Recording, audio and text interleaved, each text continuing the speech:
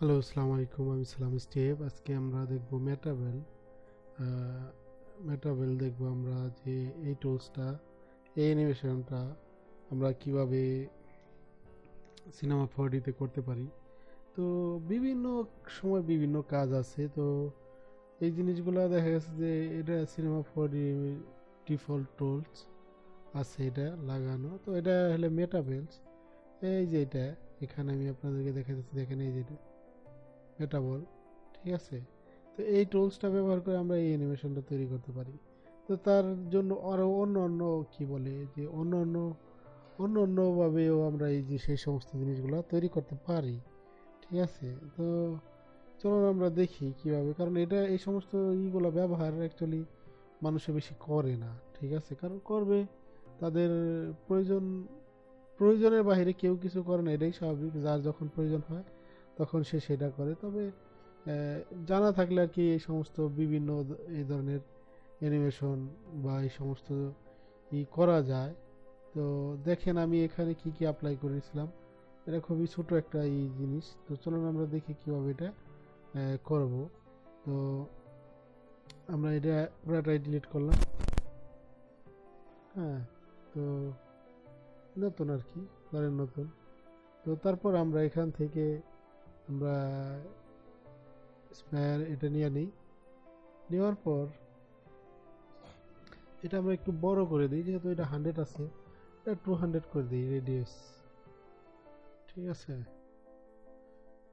200 একদম একটু বড় করে দিলাম, ঠিক আছে। তো বড় করে দেওয়ার পর এখানে সেগমেন্ট আছে যে আপনার 24, তো এটা আমরা 50 করে দিই। সেগমেন্ট একটু বেশি থাকলে ভালো, তবে প্রজেক্ট কিন্তু হেভি হয়ে যায় সেগমেন্ট বেশি থাকলে। তো আমরা এটা 3টা করি, এটা কপি করে নিলাম 3টা, ঠিক আছে। তারপর এটা আমরা একটু দূরে দূরে নিয়ে যাই।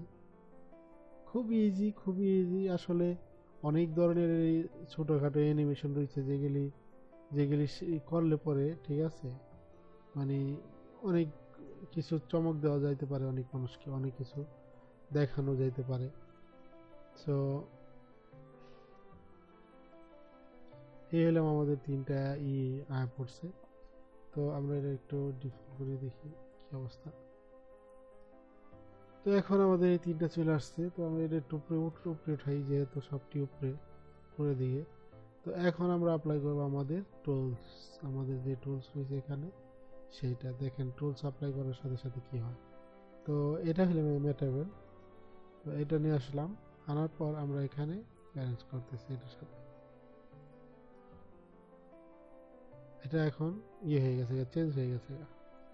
তো দেখেন এখন কিন্তু, এখন যদি আমি এটার সাথে এই যে মানে এটার সাথে এটাই করি, তাহলে এটা কোনো ইফেক্টেড হইতেছে না, কারণ এখন শুধু মেটাবেলসটা শুধু একটার সাথেই আছে। এখন যদি আমি এটার সাথে আরেকটা করি, এখন এটা আরেকটার সাথে হয়েছে, মানে এখন এটাই সবটি ইফেক্টেড, সবটি না, 2টা ইফেক্টেড, এখন 3টা ইফেক্টেড দেখেন, একটা আরেকটার সাথে জয়েন হয়ে গেল কিভাবে, ঠিক আছে। তো এখন যদি আমি মনে করি যেটা একটু দিকে নেই, দেখেন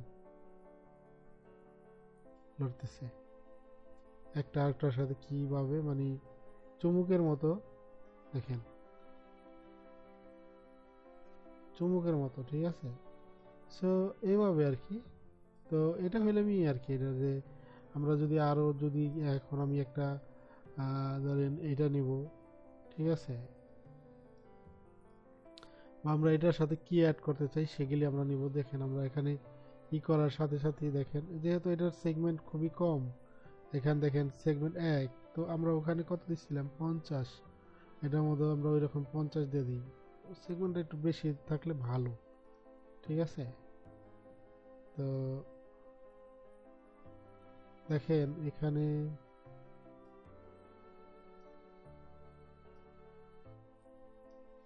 সেগমেন্ট বেশি দেওয়ার কারণে এটা গেছে। তো আমি যখন এখানে 50 করছিলাম সেগমেন্ট, তখন এটা মানে কম্পিউটার অনেকটা হ্যাং হয়ে গেছিলো, কারণ সেগমেন্ট বেশি করলে সবসময় কম্পিউটার মানে খুবই পাওয়ারফুল কম্পিউটার লাগে। তো দেখেন আমি এখন এটা দেখেন, এটা হলো আমি আর কি, যে আমরা এই এখন আমরা যেটা বলতেছিলাম যে অ্যানিমেশনটা আমরা দেখতে চাই, যে অ্যানিমেশনটা কীভাবে করলাম, ঠিক আছে? সেটা হলো কি ফ্রেম অ্যানিমেশন। ধরেন এই জিনিসটা এখন আছে, এটা প্রথমে আছে, ঠিক না? তো এটা এখানে এখানে একটা করলাম, কি ফ্রেম করি, এটা এখন কাছে নিয়ে গেলাম, হ্যাঁ, ধরেন ওই সাইডে গেল গা, ওইটা এটার সাথে যুক্ত হলো, ওকে। তারপর একটু এদিকে আসার পর আবার এটা মনে করেন যে একটু এদিকে গেল, এদিকে যাওয়ার পর এটা এখন ওই সাইড আসবে,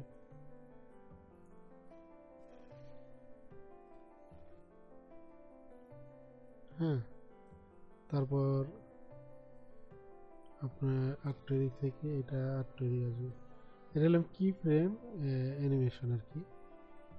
সো এখানে কি ফ্রেম আমি দিয়ে দিলাম। তো এখন যদি দেখেন দেখেন এটা একটা আরেকটার উপরে যাইতেছে। তো এখান থেকে প্রতিটা কইরাই আপনারা এইভাবে করতে পারেন, ঠিক আছে? এটা কোনো না, মানে তো আমি এখানে ম্যাটেরিয়ালস আমি ইউজ করছি এখানে রূপ আর কি, টাইলসের যে ছোট ছোট রূপ থাকে না সেগুলি। তো এখন দেখেন এটার কি অবস্থা, এখন এটা চমৎকার একটা কালার ধারণ করছে। আর এখন যদি আমি এটা প্লে করি তাহলে দেখবেন যে দেখেন এটা সুন্দরভাবে এটা এটা অ্যানিমেশন হইতেছে, কারণ আমি শুধু এটাই করছি, হ্যাঁ, এটা করছি আমি এই অবজেক্টটা আমি শুধু অ্যানিমেশন করছি। এখন যদি আমি দ্বিতীয় তারপরের অবজেক্টগুলো যদি আমি একটু হালকা পাতলা অ্যানিমেশন করতে চাই তাহলে আমি করি, দেখাই যাচ্ছি আপনাদেরকে, দেখেন এখানে। তো এইভাবে আর কি আপনারা করবেন, ঠিক আছে? কি ফ্রেম, তারপর হালকা হালকা ধরেন, ওকে, আমি এদিকে নিয়ে আসলাম কি ফ্রেম, ঠিক আছে? আবার ধরেন এটা একটু এটার সাথে,